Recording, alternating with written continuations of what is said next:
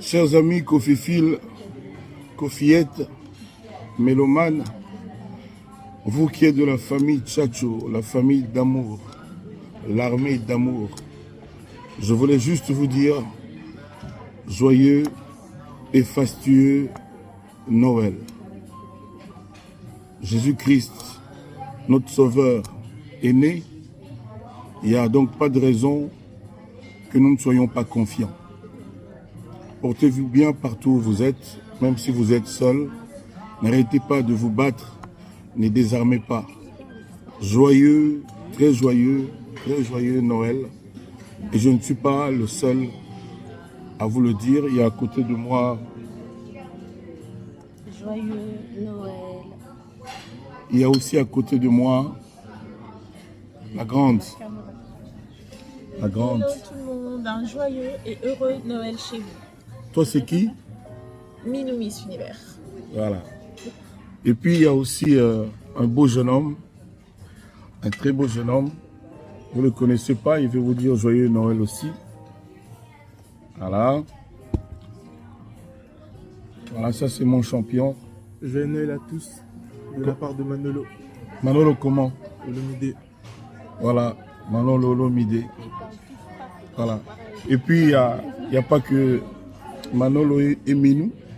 Il y a aussi celle qui fait trembler la terre.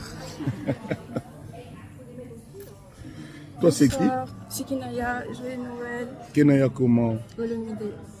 Tu dis quoi, joyeux? Joyeux Noël, c'est ça? Joyeux Noël, plein de bénédictions. Voilà, super.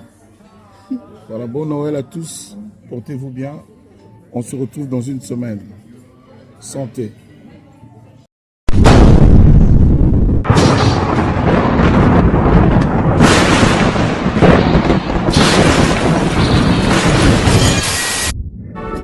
Bonjour, bonsoir, na balandinho sur la télévision. Peuple congolais, toyeli bino likambo ya Koffi Olomide.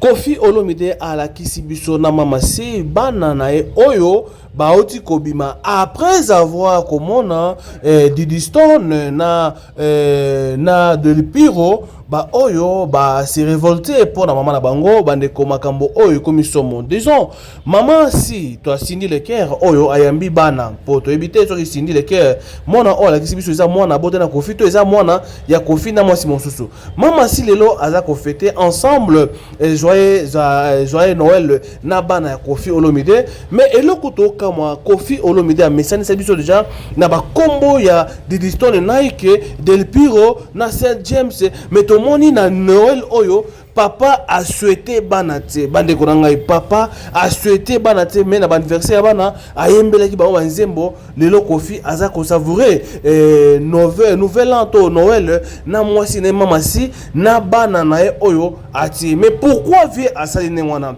et ça reste à vérifier bande konanga yi toza comment na vie aza ko se manifester vie au la sabiso ba image ya sika par rapport eza makambo ya couple na ye lelo oyo bana o mususu ba jouer ba jouer moi biloko pa na bango to boa moi paternité wana et ba ça dit que non affection ya papa na kati wana et ça moi bien par rapport bazaki mingi na ba Didi les kambo ya divorce les kambo bona bo tourna na te mais problème ezali lelo au anniversaire ya Del Piro yo tous les cas c'est James de qui mais pourquoi pas papa a souhaité bangote mais na kati ya message na ye alobi en tout cas a souhaité batutu même sur aux sel yo moko nzambe azana yo to ebité abwakeli mama ali ya to abwakeli nani mais esali pasi pe mawandeko na ngai na posa ya bandeko oyo balandaka biso ba comprendre na kati ya couple to famille ezali sacré parce que batu ata babundi baswani mais bana bazali bana bango likambo oyo ndeko Koffi Olomide a star na biso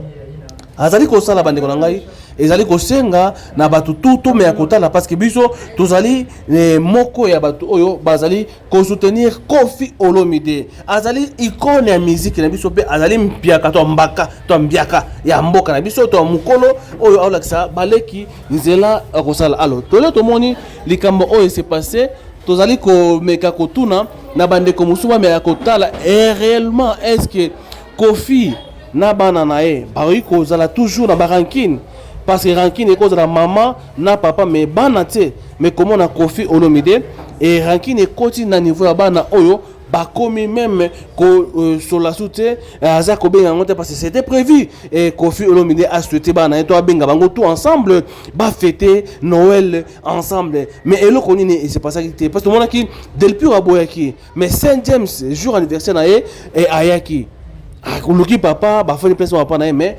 pourquoi Kofi Olomide a réagir na niveau na façon oyo to ko na ko jeter parce que ezali makambo oyo se passé na kati ya foyer ya star na biso congolais azali homme public to lobela Kofi aza mutu pa mate azali star na biso est-ce que oyo aola kisa na bana oyo ba Saint James ba Del Piro ba c'est qui encore ba Didi Stone est-ce que ça malamu bande ko ngai eza malamu bande ko ngai mais tomoni mona nae o babengi Didi Stone Nike alobi Didi Stone alobi talobi que non ba comparaka photocopie na originalité to veut dire to bité photocopie eza nani original eza nani wana eza makambo oyo tomoni yango epa ya na Instagram ya Didi Stone Nike alobi ba comparaka photocopie na originalité to bité photocopie eza nani original eza nani alors ils ça toujours passe na communauté na makambo etali ba famille ya ba star congolais Kofi Olomide ablobaka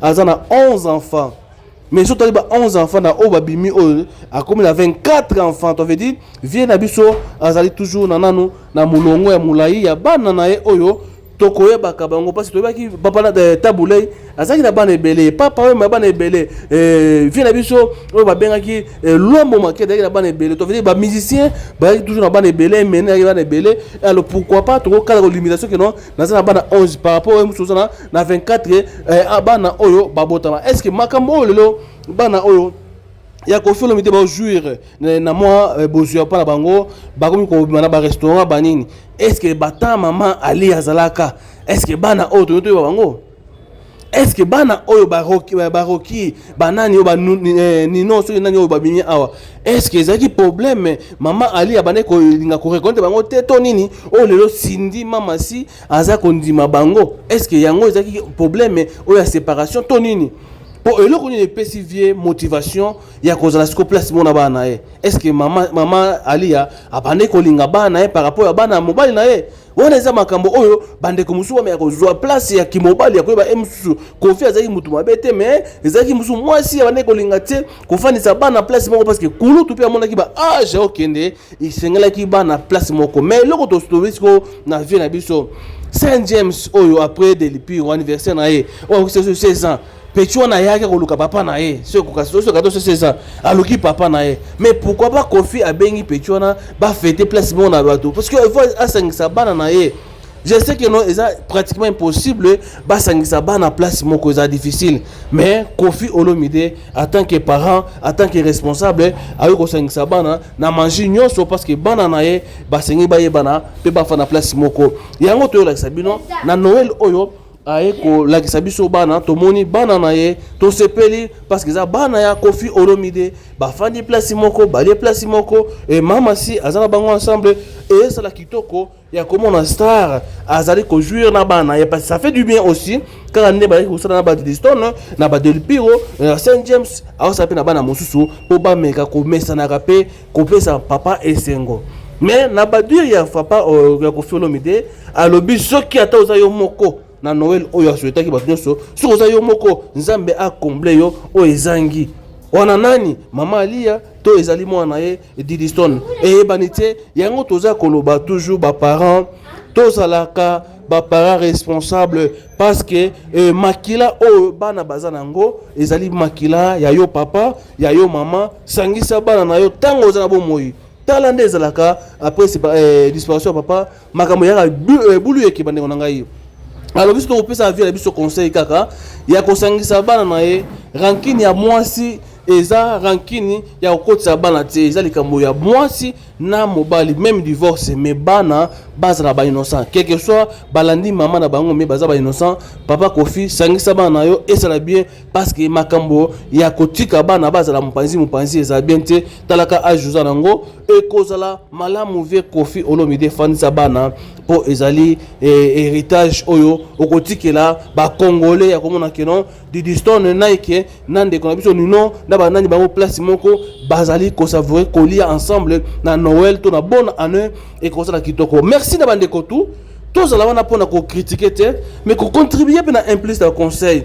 Tout moni bana oyo est-ce que pourquoi pas banda kala et pas maman ali ba kendaka te. Est-ce que maman ali azali mabe? Peut-être maman ali azali mabe abane ko pesa mo pa ote abona bana et peut-être to ebité. Est-ce que yango maman sindi abota te yango azo yamba bana mbanda to ebité. To kokota te parce que ezali bakambo yo ya kati abi o maman na biso alongola bana akobota kate yango abe ozwaka bana mobali na nyonso afandi sa place moko parce que za makila ya mobali na ye mama si ya solo wana alors to moni bande ko ngai bana bazala esengo ya ko se présenter bango tu na kombo ya Olomide Kofi Olomide c'est kombo ya noko na ye kombo na ye eza Kofi Agwepa nde kombo ya Kofi ya kati Olomide c'est kombo ya noko na ye Kofi azui yango parce que papa m'a expliqué biso kombo ya Kofi Olomide Kofi eza joueur moko et Olomide eza ki noko na ye nde komaki no ya scène na ye siko bana ba na no ya scène ya Kofi Olomide est-ce que ça malamu pour comment eza komo Agwepa Antoine Agwepa siko Agwepa eke wapi eza question oyo to kosala analyse na jour mosusu mais est-ce que Olomide est comme likolo par rapport à Agwepa Antoine. Merci na bandeko bon mais ça na ko s'abonner massivement tokoya kotala mais moi na biso de l'histoire na lobby ko comparer copie na originalité to éviter copie ya bana oyo aboti libanda jamais bana libanda pe bana kati bazakati za makila mutu moko vedi esika wana to ebisi de l'histoire ko lobate ke bana libanda yo leki bango te bazaka toujours bandeko na yo boza la bomoko papa asali mabe me boza la bomoko yango to yeki nango bandeko na ngai Kofi Olomide Antoine Agwepa mon ami comment na eza Antoine Agwepa il faut bana tata Agwepa mais ba Olomide Olomide régnier nzambe alors c'est ça oyezaki ya Kofi Olomide bonne année na bande konyoso ba na biso partout bonne année Noël les lobby mais bonne année année asika oyo ezangaki na 2023 na 2024 mutu a se retrouver mutu a avancé mutu a mona gloire ya nzambe mais kangama na nzambe ndeko nanga po mona loboko la nzambe yango to sengi na mutu tu kobunda yo moko te tia nzambe na kati ya bituma na yo po nzambe abundela yo. Donc question à poser awa ya Kofi Olomide kombo ya Olomide eza kombo ya scène mais kombo eza Antoine Agwepa yango bana bazui kombo ya scène to bazui il faut za kombo na ye eza mutuna est-ce que eza Agwepa to ekomi Olomide. Alors merci nandeko nyonso tokota na ne ya sika na makambo ya sika abonnement eza gratuit partage est gratuit. Ko aimer vidéo est gratuit. Landa vidéo tout na suka et na sima olobi papa radi. Merci na conseil pas toza pour na conseil pe na ko constaliser batu ko pesa batu moi lumière 2024 pour ndenge zalaka. Merci bande ko ngai to lo belete bolandi ko fe lomide bolanda su ko fe lomide. Merci beaucoup et bye bye.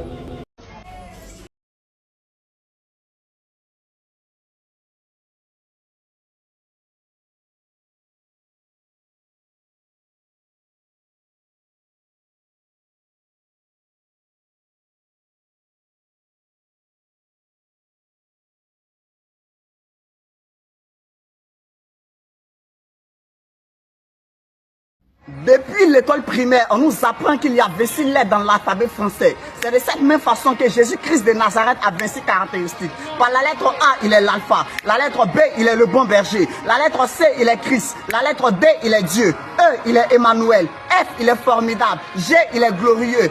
H, il est honorable. I, il est infiniment grand. J, il est Jésus. K, il est le Kairos. N, il est le lion de la tribu de Juda. M, il est majesté. N, il est le premier-né d'entre les morts. O, il est omniscient, omnipotent, omniprésent. P, il est le pain de vie. Q, il a fait 40 jours dans le désert. R, il est le roi des rois. S, il est le seigneur des seigneurs. La lettre T, si Satan est puissant, Jésus est tout puissant. La lettre U, il est l'unique. La lettre V, il est victorieux. La La lettre W, les anglophones disent de lui, it is a winner. La lettre X, il est xénophile. La lettre Y, il est Yahweh. La lettre Z, Jésus est la seule personne qui a pu entrer dans la maison des Zachée. Je ne sais pas par quelle situation tu passes, mais quelle que soit la situation par laquelle tu es en train de passer, Jésus sera l'alpha et l'oméga de ta vie. Que Dieu te bénisse. Shalom.